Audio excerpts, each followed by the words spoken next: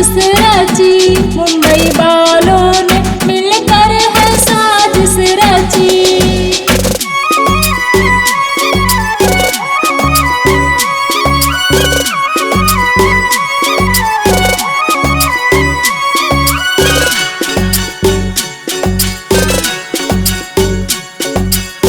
भाई भतीजा बात का है समूह, आजकल छुपा रहा मीडिया से मुँह।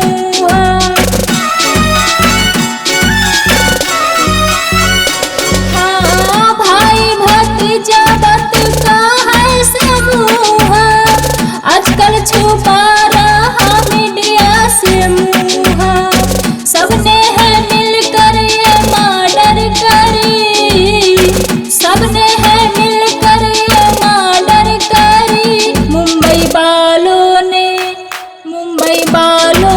मिलकर है साजिश रची, मुंबई वालों ने मिलकर है साजिश रची।